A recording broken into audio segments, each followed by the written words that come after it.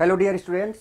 तो अब कुछ और एग्जांपल्स करते हैं, है ना। उसके पहले एक दो चीज़ मैं आपको और थोड़ा सा, जैसे कि आप देखते हो हर लेक्चर में आपको कहीं ना कहीं वीकेएसटी जरूर मिलता है, तो थोड़ा सा वीकेएसटी की बात करते हैं जो हमें आगे जरूरत पड़ेगी बहुत अच्छे लेवल के क्वेश्चन की। जैसे कि मैं आपसे पूछूं, हाउ मेनी, या इसको ऐसे करके एक कॉन्सेप्ट के अकॉर्डिंग ही बात करते हैं इसमें।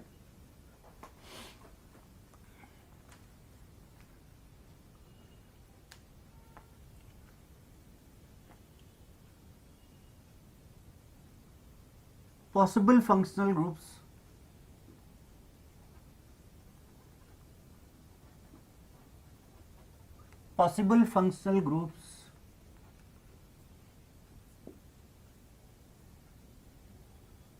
compound having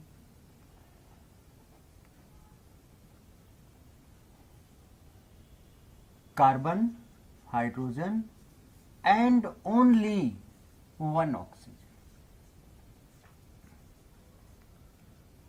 अगर किसी भी कंपाउंड के अंदर कार्बन है, हाइड्रोजन है और एक ऑक्सीजन है, तो इसको मिला के कितने पॉसिबल फंक्शनल ग्रुप्स हो सकते हैं उसकी बात हमें करनी है। कितने पॉसिबल फंक्शनल ग्रुप्स हो सकते हैं उसकी बात हमें करनी है। इससे हमें बहुत आगे फायदा मिलने वाला है, वो क्या देखते हैं। So now this is the time of VKST and simple, this is a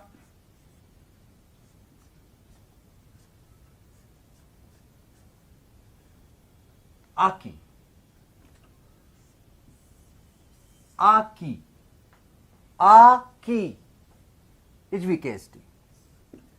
A means alcohol, okay. A means aldehyde, K means ketone, E means enol and E means ether.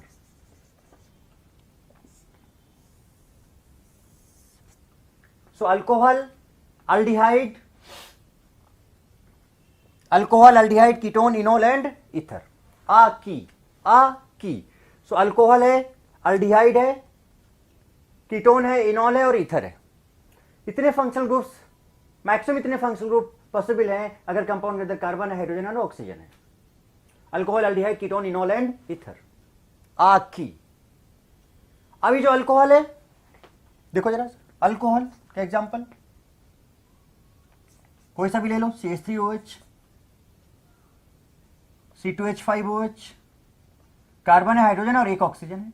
Aldehyde का कोई सा भी example, CH3CHO या simple RCHO या कोई सा भी C2H5CHO, carbon है, हाइड्रोजन है, ऑक्सीजन है। कीटोन CH3COCH3 ले लो, CH3CH2COCH3 ले लो, कोई सा भी। इनॉल क्या होता है, CH2 double bond C H and OH।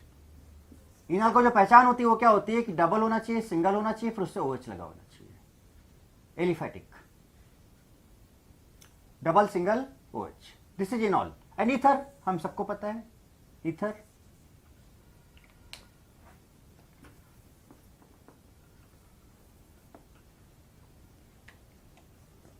CH3O C2H5 या सिमिलरली ROR या फिर R taste. So possible functional groups of compound having possible functional groups of compound having carbon, hydrogen and only one oxygen. Aki, aldehyde, alcohol या alcohol, aldehyde, ketone, enol, ether, ये possibility हो सकती है जिसमें एक oxygen होगा and others carbon and hydrogen होंगे। तो ये मैं क्यों करा रहा हूं अभी आपको समझाता हूं, अभी आपको समझ में आएगा थोड़ी देर में। ओके, तो इस तरह से अब जैसे कि मैं एक एग्जांपल लूं, मैंने कहा कि सपोज हमारे पास है बेंजीन, हमने कहा कि सपोज हमारे पास क्या है, बेंजीन। तो जो बेंजीन था, अगर ध्यान दो तो बेटा इसमें 1 साइकिल है और प्लस 3 पाई बॉन्ड है, इसमें 1 साइकिल है और 3 पाई बॉन्ड है, तो टोटल मिलाएंगे तो इसका जो डी आएगा वो कितना आ जाता है, 4 आ जाता है। बट अगर हम इसी बेंजीन में कोई इनोलिक ग्रुप लगा दें तो इसका जो ड्यू है वो कितना हो जाएगा, यहां से तो 4 है और एक पाई बॉन्ड और आ गया, तो इसमें क्या हो जा रहा है कि 4 पाई बॉन्ड और प्लस 4 पाई बॉन्ड और प्लस क्या, एक साइकिल, 1 साइकिल, तो इसका जो ड्यू आ जाता है वो कितना आ जाता है, 4 and 1 5 आ जाता है। तो कोई भी इनोलिक ग्रुप इसमें लगाने से इसका ड्यू 5 हो जाता है। अगर हम इसमें कोई सा भी अल्डिहाइड या हम इसमें से कोई सा भी लाइक ये कीटोन ग्रुप लगा दें तो देखो एक डबल बॉन्ड एक्स्ट्रा आ जा रहा है कि नहीं आ जा रहा है यहां पे, तो ये तो 4 था और 1 5, तो इसका भी ड्यू 5 हो जाएगा और इसका भी ड्यू कितना हो जाएगा, 5 हो जाएगा, इसका भी ड्यू 5 हो जाएगा और इसका भी ड्यू कितना हो जाएगा, 5 हो जाएगा। तो नॉर्मल बेंजीन अगर है तो उसका ड्यू 4 होता है, बट उसमें अगर इनोलिक ग्रुप लगा दोगे तो 5 हो जाएगा, कीटो ग्रुप लगा दोगे तो 5 हो जाएगा, अल्डिहाइड ग्रुप लगा दोगे तो 5 हो जाएगा। सुनो, बेंजीन में अगर आप कीटोन ग्रुप लगा दोगे तो 5 हो जाएगा, सिंपल जैसे मैंने बताया उसकी बात कर रहा हूं। अब आगे, और कीटोन लगा दोगे 5 हो जाएगा, इनोल लगा दोगे 5 हो जाएगा, अल्डिहाइड लगा दोगे 5 हो जाएगा। बट अगर इसमें आप अल्कोहल या ईथर बनाओ इसका, जैसे कि देखो मैंने कहा कि ये अल्कोहल है, लाइक ये CH2OH है। अगर इसका निकालें हम तो सिंपल, एक साइकिल है, 3 पाई बॉन्ड है, इसका ड्यू 4 ही आएगा, निकालो, वो सारा तरीका बता चुका हूं। मैं ईथर की बात कर लूं, अगर ईथर की बात कर लूं, OCH3 लगा लूं यहां पे, तो बेटा ये डाइवेलेंट है, कोई मतलब ही नहीं है उसका, आप निकालोगे तो अभी वही भी साइकिल और पाई बॉन्ड ही काउंट करते हैं ना। अगर स्ट्रक्चर पता तो हम लोग क्या करते हैं, साइकिल और पाई बॉन्ड, तो एक साइकिल है 3 पाई बॉन्ड, एक साइकिल है 3 पाई बॉन्ड, इधर कोई पाई बॉन्ड नहीं है, कोई साइकिल नहीं है, एक साइकिल है 3 पाई बॉन्ड, कोई पाई बॉन्ड नहीं है, कोई साइकिल नहीं है, तो इसका भी ड्यू कितना आ जाएगा, 4 आ जाएगा। अगर मैं आपसे कहूं कि ये कंपाउंड है, OH है और यहां पे बेटा CH3 लगा हुआ है, OH है और यहां पर क्या लगा हुआ है, CH3 लगा हुआ है,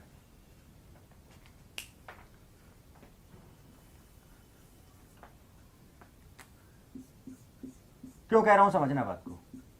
यहां पे OH है और यहां पर CH3 लगा हुआ है, क्या यहां पर कोई पाई बॉन्ड है, नहीं है, कोई साइकिल है, नहीं है, कोई पाई बॉन्ड है, नहीं है, कोई साइकिल है, नहीं है, तो भाई एक साइकिल 3 पाई बॉन्ड, इसका भी ड्यू कितना आएगा, 4 आएगा, इसका भी ड्यू कितना आएगा, 4 आएगा।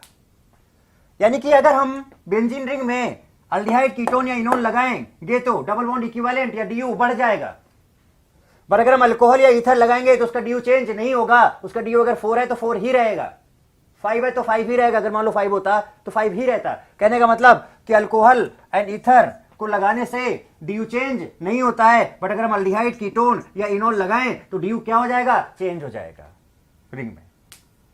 बात क्लियर है? So what is VKST? की alcohol, aldehyde, ketone, enol and ether. ठीक है, इसको नोट करो फटाफट, फिर इसी के बेसिस पे हम आपको आगे, बस इसको ध्यान रखो, माइंड में रखो कि मैंने ये क्यों बताया है, इसका क्या रीजन है एक्चुअली में। तो अगर 1 फंक्शनल ग्रुप की पॉसिबिलिटी है, लाइक ऑक्सीजन को अगर हम यूज करें एक सिंगल ऑक्सीजन की, तो ये फंक्शनल ग्रुप पॉसिबल है, alcohol, aldehyde, ketone, enol and ether. ध्यान क्या रखना है कि अगर हम पर्टिकुलर बेंजीन रिंग में अगर हम इनोल लगाएं तो ड्यू चेंज होगा, बढ़ेगा, कीटो लगाएं तो ड्यू चेंज होगा, अल्डिहाइड लगाएं तो ड्यू चेंज होगा, बट अल्कोहल और ईथर लगाने से ड्यू चेंज नहीं होगा। अगर वो 4 है तो 4 ही रहेगा। Okay, note down.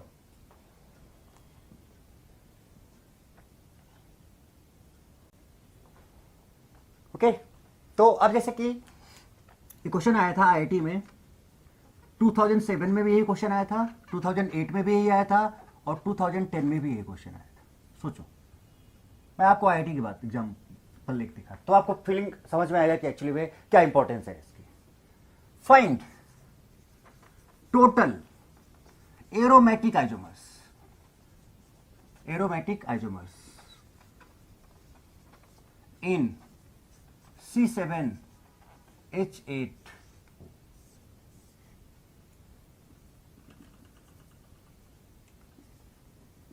ये पूछा गया था C7H8O।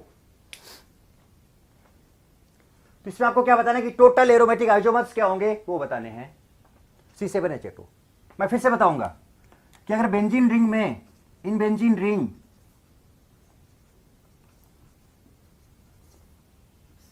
if enol added, du changed, if ketone added, du changed, अभी मैंने बताया था आपको, एंड इफ इनोल हो गया कीटोन, अल्डिहाइड एडेड, उसमें अल्डिहाइड है अगर, du changed, but if alcohol, if ether added, no change in du, no change in D. ये मैं आपको अभी समझाया। Okay, so on the basis, अब देखो मैंने आपको आकी याद कराया, आकी alcohol, aldehyde, ketone, enol, ether.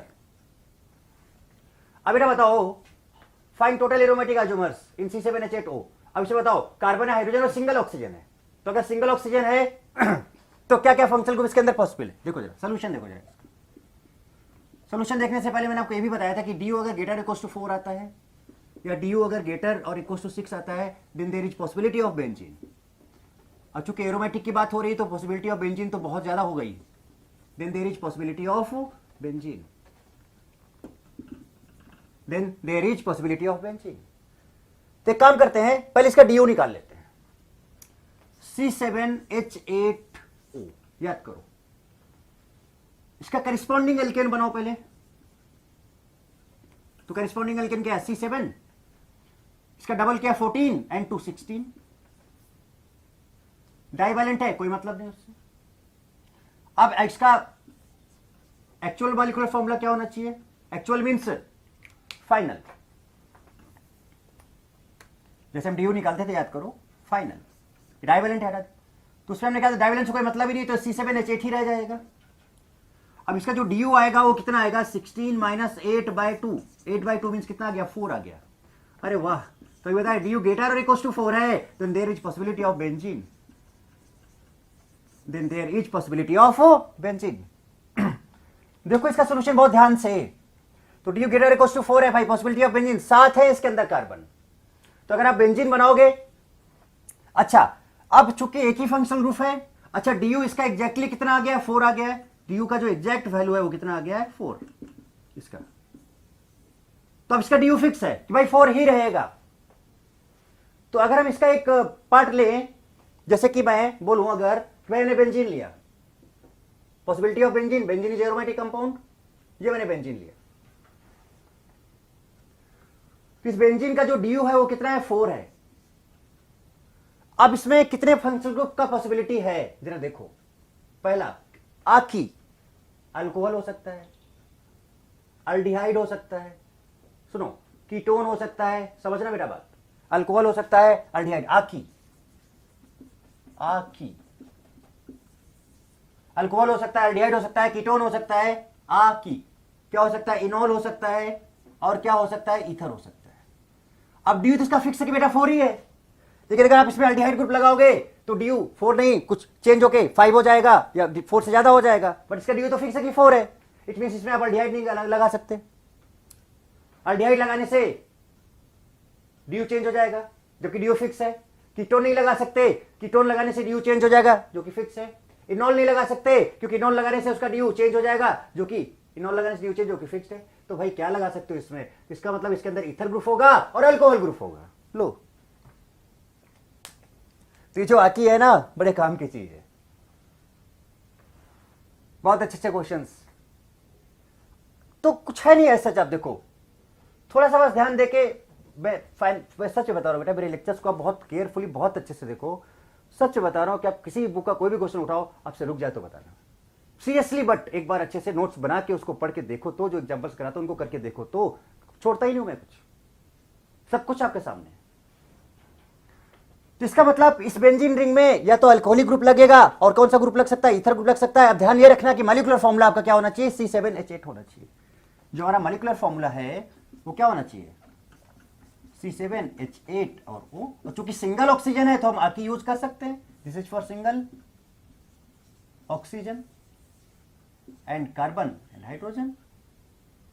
Single oxygen है, कार्बन हाइड्रोजन है, तो हम आकी यूज कर सकते हैं। और हमने देखा कि भाई इसमें अल्कोहल ग्रुप पॉसिबल है और ईथर ग्रुप पॉसिबल है, और भी कोई भी ग्रुप पॉसिबल नहीं है। तो चलो पहला पॉसिबिलिटी देखते हैं, ध्यान देना। मैंने कहा कि भाई ये है बेंजीन,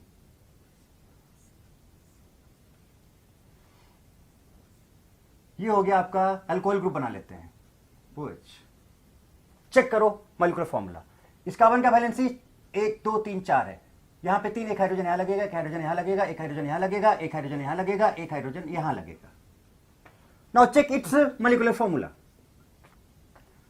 6 कार्बन एक साथ, 7 कार्बन हाइड्रोजन, तो बेटा 2 और 1 3, 4 5 6 7 8 8 हाइड्रोजन एंड 1 ऑक्सीजन। चेक करो C7H8 means this is the possibility. तो इससे देखो क्या फायदा मिल गया कि कौन कौन सा नहीं हो सकता था।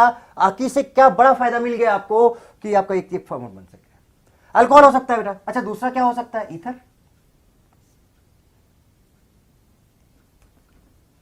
अल्कोहल का पॉसिबिलिटी, दूसरा ईथर का पॉसिबिलिटी।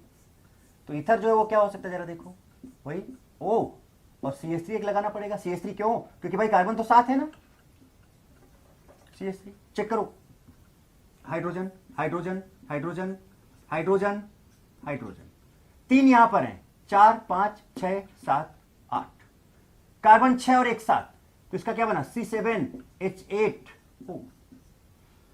तो भाई एक तो हो गया अल्कोहल और एक क्या हो गया, ईथर। अब अल्कोहल है, ईथर है, क्या कोई और पॉसिबिलिटी हो सकती है ना, देखते हैं।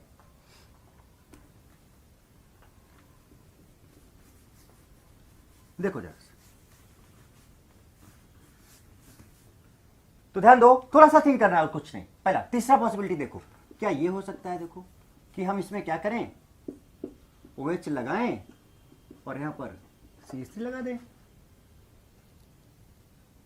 देख लो, 6 और 1 7 कार्बन, 1 2 3 4, 7 कार्बन है बेटा इसके पास, 7 कार्बन, 6 and 1 7, DU 4 ही है। अब चेक करो, जो जो एग्जांपल ले रहा हूं सबका DU 4 है। अल्कोहल और ईथर में DU चेंज नहीं होगा। चेंज कहां पे होगा, सब डिटेल में बता चुका हूं भाई। हाइड्रोजन काउंट करो, 3 और 1 4, 5 6 7 8 और 1 ऑक्सीजन। लो, अरे वाह, गुड हो गया। तो अगर ये ऑर्थो पोजीशन पे है तो बताओ, अब तो आप समझ गए होंगे कि अब मैं डायरेक्ट लिखूं बेटा इसको ऐसे कि एक अब ऑर्थो पे है तो एक मेटा पे हो सकता है, और एक कहां पे हो सकता है, पारा पोजीशन पे हो सकता है।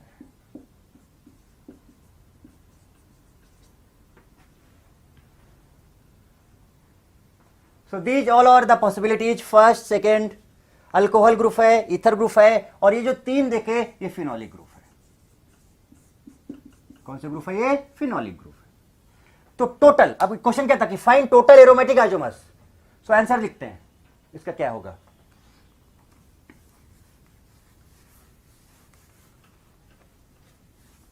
अब सोचो कि आप खुद देख लो बेटा कि आकी से आपको कितना फायदा मिल गया, अदरवाइज घूमते रह जाते आप। कॉम्बिनेशन, अभी कॉम्बिनेशन बैठाने को बिल्कुल टाइम नहीं, तुरंत फटाफट। तो ये है DU का फायदा। सोचो कि IIT में 3 बार ये क्वेश्चन आ चुका है, चेक कर सकते हो। So number of aromatic isomers, answer लिख रहा हूं, एरोमेटिक आइसोमर्स एज 5, टोटल 5 पहला। दूसरा क्वेश्चन ये हो सकता था, number of functional aromatic isomers, functional aromatic isomers, number of functional aromatic isomers. तो फंक्शनल ग्रुप के बेसिस पे बेटा बताओ, अल्कोहल है, ईथर है और फिनॉल है। अल्कोहल है, ईथर है और फिनॉल है। इसके अंदर कौन कौन से फंक्शनल ग्रुप है, अल्कोहल, ईथर फंक्शनल ग्रुप, और तीसरा कौन सा है, फिनोलिक ग्रुप, फिनोलिक ग्रुप। सो इसका जो आंसर होगा 3 होगा। सो क्या क्वेश्चन पूछा गया है उसके बेसिस पे हम बात कर सकते हैं। So number of aromatic isomers 5 होंगे and number of functional aromatic isomers 3 होंगे। सो this is the question of IIT 2007, 2008 and 2010। 3 बार ये क्वेश्चन आया था। बट आप खुद देख लो, खुद समझ लो कि किस तरह से ये सारे क्वेश्चंस को हम कितना आसानी से using the concept of double bond equivalent and VKST। Undoubtedly VKST तो यूज करना ही करना है आपको। आ की से काम बन गया। समझ में आ गया कि भाई कौन कौन से फंक्शन ग्रुप लग सकते थे। नहीं तो हम कॉम्बिनेशन बिठाते इसी में लग जाते, इसी में टाइम खत्म हो जाता है। नाउ अब इस टाइप के क्वेश्चंस आए, यूज द कॉन्सेप्ट आकी एंड यू कैन सॉल्व। तो कुछ इस तरह से हम लोग बात कर सकते हैं। सो this is the question of IIT। 3 बार आ चुका है, अब आपके सामने है। अब आप खुद देख लो कि क्वेश्चन इजी था या डिफिकल्ट था। Okay, so note down first.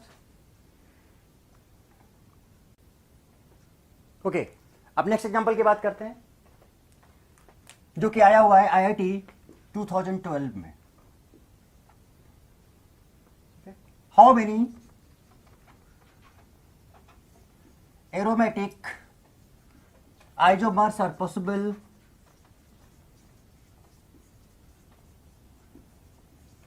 in C7H9N? This is the question of IIT 2012. How many aromatic isomers are possible in C7H9N? C7H9N. Okay, ये क्वेश्चन। तो अब एक काम सबसे पहले करते हैं, DU निकालते हैं। DU, और देखो कितना आसानी से इसको मैं आपको सॉल्व करके दिखाता हूं। तो पहले तो इसका एक्चुअल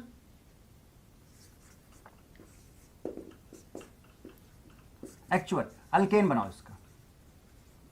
तो भाई 7 कार्बन का अल्केन C7, 14 and 2 16। अब ये चूंकि क्या है, ये ट्राइवेलेंट है, तो ट्राइवेलेंट में हम एक हाइड्रोजन क्या करते थे, निकालते थे।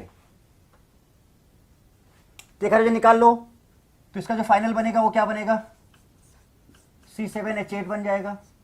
इसको भी हटा देते थे और एक हाइड्रोजन निकाल देते थे तो C7H8 बन जाएगा। DU क्या होगा इसका, 16 - 8/2। So 8/2 is equals to 4. Wow, it's very nice. DU equals to 4 means DU is greater than 4. And if DU is greater than or equals to 4, sorry, greater or equals to 4, if greater or equals to 4, अभी बताया था, possibility of what, possibility of benzene। DU 4 है, DU fix है कि कितना है बेटा, 4 है। DU फिक्स है कि कितना है, 4 है। और अगर DU 4 है तो DU चेंज नहीं हो सकता है भाई, DU 4 ही रहेगा। और दूसरा इसमें नाइट्रोजन है, तो नाइट्रोजन का अगर ग्रुप आप क्या ले लो, like C double bond N नहीं हो सकता, C डबल बॉन्ड N यहां पे नहीं कर सकते, क्योंकि डबल बॉन्ड अगर आ गया तो फिर क्या होगा, DU चेंज हो जाएगा। सो N सिंगल बॉन्ड के साथ ही रहेगा, मींस NH2 रहेगा। इसके साथ क्या रहेगा, NH2 रहेगा, NH ग्रुप रहेगा, N सिंगल रहेगा। अदरवाइज इसका DU 4 से 5। लाइक आपने यहां पर कंपाउंड में जोड़ने की कोशिश क्या की, C डबल बॉन्ड N, तो डबल बॉन्ड एक्स्ट्रा आ जाएगा ना, तो DU चेंज हो जाएगा। सोचो थोड़ा सा सिंपल। तो इसमें पॉसिबिलिटी क्या कि भाई देखो, एक पॉसिबिलिटी हमें जो नजर आ रही है और आपको भी नजर आनी चाहिए कि भाई बेंजीन रिंग होना चाहिए, बेंजीन रिंग होना चाहिए, और प्लस उसमें NH2 ग्रुप और NH जो भी है वो ग्रुप होना चाहिए उसमें, क्योंकि इसके बाद सिंगल नाइट्रोजन है।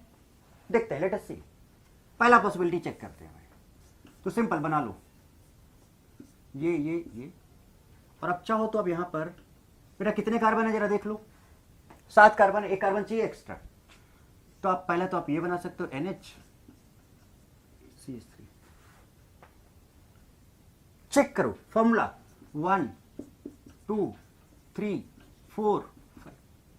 तो 5 3 8 और 1 9 hydrogen, 7 carbon, 6 and 1 7। So it's molecular formula is C7H9 और 1 नाइट्रोजन। दिस इज, इधर भी carbon, this is 2 degree amine, 2 degree amine. दूसरा पॉसिबिलिटी हो सकता है NH2 इधर आ जाए, C इधर आ जाए। दूसरा पॉसिबिलिटी देखो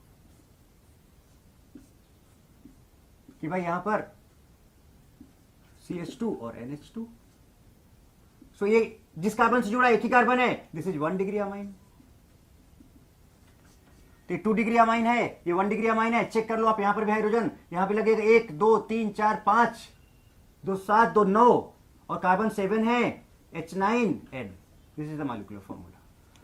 थर्ड पॉसिबिलिटी आप शायद समझ रहे होगे कि कार्बन भी है नाइट्रोजन भी है, कार्बन भी है नाइट्रोजन भी है। देखो जरा साहब, NH2 aniline CH3। Fourth possibility ortho position, check करो भाई, चेक करो चेक करो। 3 2 5 6 7 8 9, सो 9 hydrogen, 6 and 1 7 carbon and 1 nitrogen. This is the molecule. अब मैं चेक नहीं करूंगा, आप समझ लेना वही आएगा। नाउ दिस वन, अब अगर यहां पे NH2 है तो आप ऑर्थो पे है तो एक मेटा पे हो सकता है CH3। 5 नंबर मेटा पे है तो बेटा एक कहां पे हो सकता है, और अगर मेटा पे है तो एक कहां पे हो सकता है, और पारा पे हो सकता है। तो NH2 और यहां पर CH3। और कोई पॉसिबिलिटी नजर नहीं आ रही है। 7 कार्बन है सारे केसेस में, वो मॉलिक्यूलर फॉर्मूला यहां पर भी सेटिस्फाई होगा, C7H9N। ये जरूर चेक करना, बी केयरफुल, ये जरूर चेक करना। यहां पर भी आएगा C7H9N। So what should be its answer? Total aromatic isomers are 5। Total aromatic isomers are 5 and total functional aromatic isomers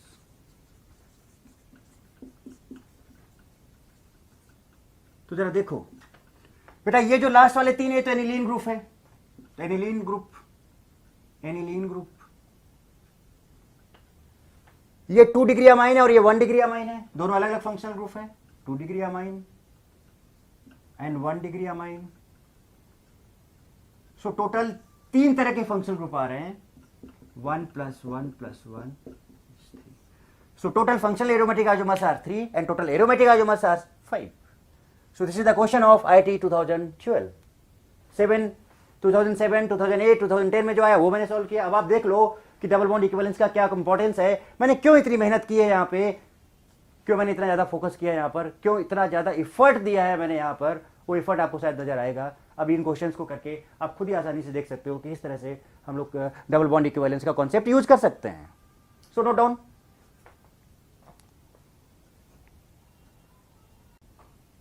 okay, note कर लिया आपने। अब बेटा एक VKST में आपको और बताना चाहूंगा, नंबर ऑफ, जो कि आगे आपके बहुत काम आ सकता है, तो मैं बता ही देता हूं यहीं पर। Number of possible functional groups of compound having 2 oxygen and carbon and hydrogen. ये कितना भी हो सकता है, बट ऑक्सीजन इज 2। या कुछ इस तरह का CHHYO2। तो अब इसे कितना हो सकता है, क्या क्या हो सकता है, number of possible functional groups क्या क्या हो सकते हैं, क्या उसमें 2 ऑक्सीजन आ गए। अभी हमने किसकी बात की, 1 ऑक्सीजन की। तो और भी अच्छे क्वेश्चन IIT में आगे आ सकते हैं ना, एडवांस में या फिर किसी पर्टिकुलर लेवल पे, तो वो चीज भी पता होना चाहिए। तो उसका देखो ट्रिक, VKST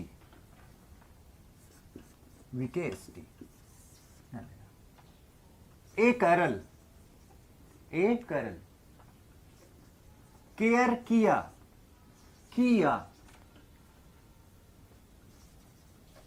इनोला एंड इनोली की।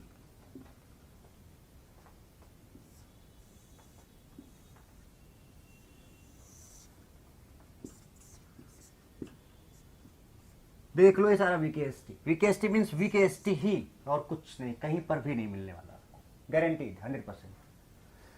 एक एरल केयर किया इनोला एंड इनोली की, एक एरल केयर किया इनोला एंड इनोली की। तो यहां पर जो ए है, ए मीन्स एसिड, कार्बोक्सिलिक एसिड। भाई एसिड है तो आपको पता है एसिड, एसिड मतलब आपने क्या लिया, CH3 COOH HCOOH, कितने ऑक्सीजन आ रहे हैं, 2 ऑक्सीजन आ रहे हैं, तो carbon hydrogen and 2 oxygen, carbon hydrogen and 2 oxygen, तो एसिड। कर्ल, तो यह है कार्बोनाइल। अब कार्बोनाइल में अल्डिहाइड भी हो सकता है एंड कीटोन भी, अल्डिहाइड और कीटोन,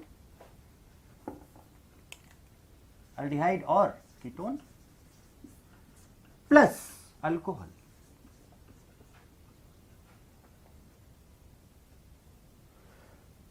तो इसमें कार्बोनाइल में अल्डिहाइड कीटोन हो सकता है और अल्कोहल। तो 2 ग्रुप की पॉसिबिलिटी है कंपाउंड के अंदर। तो कौन कौन से ग्रुप की पॉसिबिलिटी है, अल्डिहाइड लाइक CH3 CHO और प्लस अल्कोहल में कोई भी ROH, ये दोनों उस ग्रुप में लगे हो सकते हैं, ये दोनों उस कंपाउंड के अंदर लगे हो सकते हैं, ये दोनों ग्रुप प्लस का मतलब दोनों लगे, ये मैं अलग अलग लिख रहा हूं बट जो कंपाउंड होगा उसमें अल्डिहाइड ग्रुप भी होगा, OH ग्रुप भी होगा, ये कहने का मतलब है मेरे। इसको ऐसे कि भाई 2 पॉसिबिलिटी हो सकती है उस कंपाउंड के अंदर, अलग अलग नहीं, एक साथ लगे होंगे। या फिर CH3 COCH3, तो ये आपका क्या था, अल्डिहाइड और ये alcohol, CH3 COCH3 ketone, carbonyl है ना भाई, ये दोनों अल्डिहाइड और कीटोन, और प्लस अल्कोहल लाइक कोई सा भी ले लो, CH3 CH2, ये ग्रुप हो सकता है। सो ए इज ए एसिड, करल, कार्बोनाइल प्लस अल्कोहल। बात समझ में आती, देखते जाओ। अब केयर की बात करते हैं, तो केयर का मतलब है कार्बोनाइल, कार्बोनाइल वही अल्डिहाइड और ketone plus ether, plus ether. A means acid, करल means carbonyl alcohol, carbonyl alcohol, care means carbonyl ether. अब कार्बोनाइल ईथर कोई सा भी एग्जांपल ले लो भाई, हमने आप क्या लिया, CH3 CHO plus OCH3 group, मतलब ऐसे लिखो, ऐसे नहीं, बेसिकली आप इसको ऐसे करके लिखो कि भाई इसमें OH ग्रुप हो सकता है, इसमें अल्डिहाइड ग्रुप हो सकता है, मीन्स ऐसे लिखो, मैं यहां पे लिख रहा हूं aldehyde group plus ether, OR group हो सकता है अल्डिहाइड, या फिर क्या हो सकता है, कीटो CO ग्रुप है ना, ये CO ग्रुप अल्डिहाइड और प्लस ईथर। और यहां पर जो E है दैट E मीन्स ईस्टर, और ईस्टर क्या होता है, RCOOR। तो भाई इसके अंदर भी 2 ऑक्सीजन, आप चेक कर लो, यहां भी 2 ऑक्सीजन, यहां भी अगर ये 2 ग्रुप लगे होंगे तो 2 ऑक्सीजन, यहां भी अगर ये 2 ग्रुप लगे होंगे तो 2 ऑक्सीजन, यहां पर भी अगर ये 2 ग्रुप लगे होंगे तो 2 ऑक्सीजन, यहां पर भी अगर ये 2 ग्रुप लगे होंगे तो 2 ऑक्सीजन। और यहां तक बात क्लियर है, यहां तक बात क्लियर है। एक करल केयर किया इनोला एंड इनोली की। अब जरा अब ये जो है ये कॉम्बिनेशन जरा देखना, ई मीन्स इन,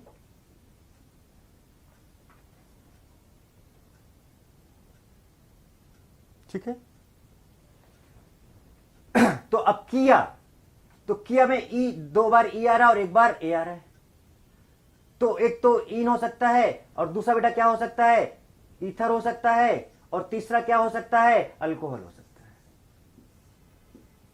ये फंक्शनल ग्रुप भी हो सकता है।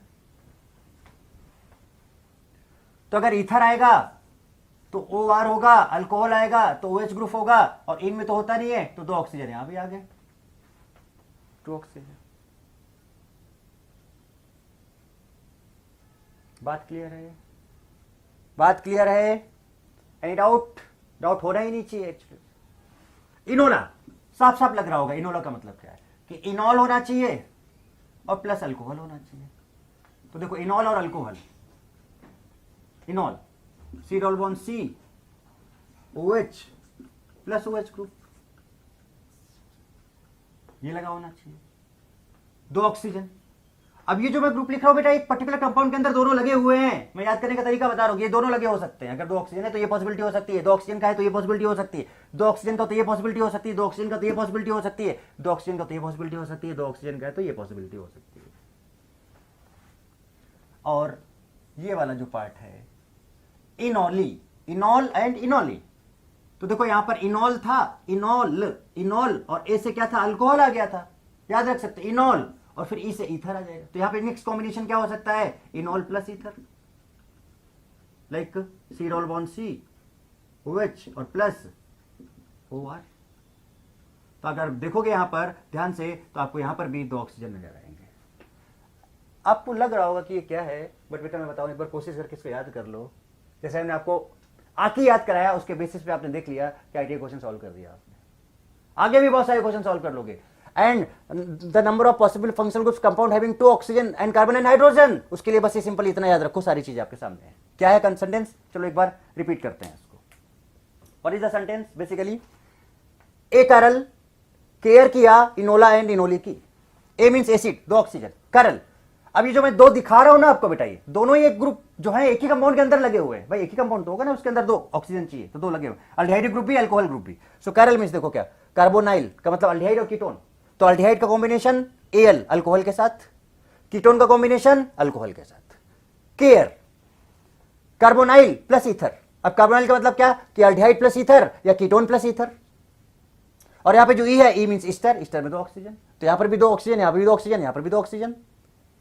किया इन ईथर अल्कोहल, इन ईथर अल्कोहल, ईथर में भी 1 ऑक्सीजन, अल्कोहल में भी 1 ऑक्सीजन, डबल बॉन्ड वाला सिस्टम भी हो सकता है।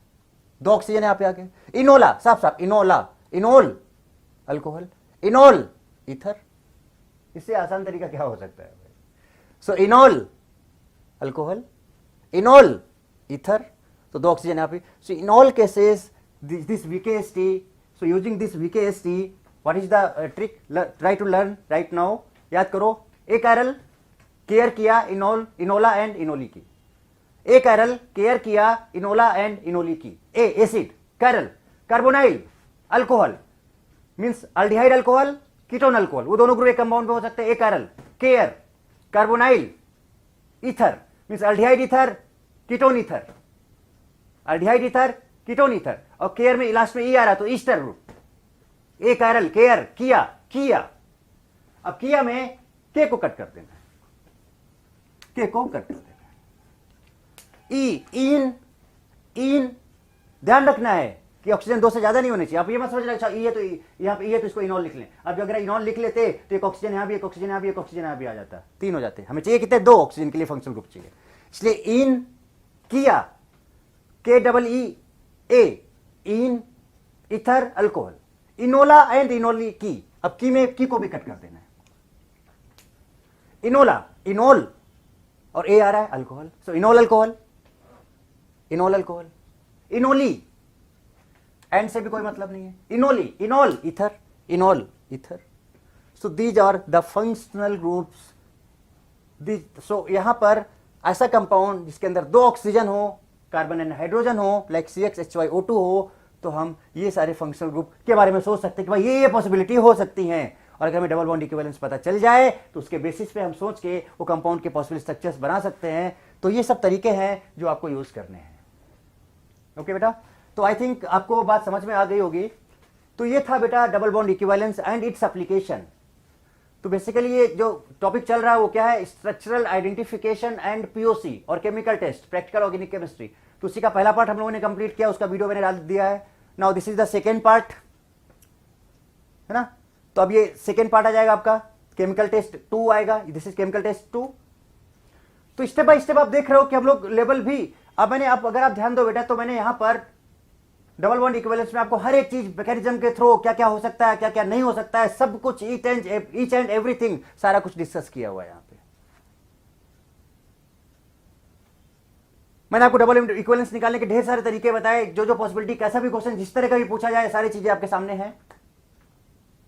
उसका एप्लीकेशन भी दिखाया, डबल बॉन्ड इक्विवेलेंस का नीड क्या था, इंपॉर्टेंस क्या था, क्यों जरूरत पड़ी, उसकी स्टार्टिंग में ही बताया मैंने आपको, VKST बताया आपको, इसकी हेल्प से आप अच्छे अच्छे क्वेश्चंस को सॉल्व कर सकते हो। तो यहां पे मैंने 2 VKST बताया, एक था आकी और एक था ए कारल केयर किया इनोला एंड इनोली की। तो इस तरह से आपका डबल बॉन्ड इक्विवेलेंस का जो कंप्लीट कॉन्सेप्ट है पूरा का पूरा वो कंप्लीट होता है विथ एप्लीकेशन। ओके, तो इसके अच्छे से नोट्स बनाओ, मैं बार बार वही बोलता हूं, अच्छे से प्रॉपर नोट्स बनाओ। जो मैं VKST बताता हूं वो लाइन आपके लिए बहुत ज्यादा रामबाण का काम करती है। तो वो जरूर आपको याद होनी चाहिए। एक दो बार कोशिश करो, हमेशा याद हो जाएगी, कभी नहीं भूलोगे। ठीक है, तो वो सब चीजें अच्छे से करो, नोट्स बनाओ, रिवाइज करो, समरी बनाओ, वॉल पे चिपकाओ, कुछ भी करो, कैसे भी करो, चीजों को मेमोराइज करो। हालांकि मैंने याद करने का तरीका भी बता रखे हैं बहुत जगह, जहां जहां पे आप फंस सकते हो वहां पे मैंने आपको तुरंत वीकेएसटी डाला हूं। मैं जहां जहां पे आपको दिक्कत हो सकती है मैंने तुरंत वहां वीकेएसटी डाला है। सो ये सारे कॉन्सेप्ट यूज करो। तो इस तरह से हम लोग आज हम लोगों ने अभी कंप्लीट कर लिया क्या, concept of double bond equivalence and its application, means structural identification का सेकंड पार्ट भी हम लोगों ने कंप्लीट कर लिया। केमिकल टेस्ट का सेकंड पार्ट भी हम लोगों ने कंप्लीट कर लिया। तो अब इतना ही रखते हैं, इसके बाद फिर नेक्स्ट में हम लोग आगे बात करेंगे केमिकल टेस्ट, राइट, ओजोनोलाइसिस, वो सब चलो हम लोग नेक्स्ट क्लास में ये डिस्कस करेंगे क्या क्या करना है क्या नहीं करना है। तो बाकी का ये हो गया है ना। मैंने आपको 6 मेथड्स बताए थे, उनमें से जो पहला मेथड था दैट इज कंप्लीटेड। बाकी का फर्दर जो आगे चलता आ रहा है उस सीक्वेंस में हम आगे बढ़ते चले जाएंगे और कंप्लीट करेंगे। तो देखो कि इससे भी आपका ऑर्गेनिक केमिस्ट्री का क्या पोर्शन कैसे कैसे किस लेवल का और किस तरह का कैसे कवर हो रहा है, आप खुद फील करो इस चीज को। ठीक है, तो आज इतना ही रखते हैं। Okay, thank you very much.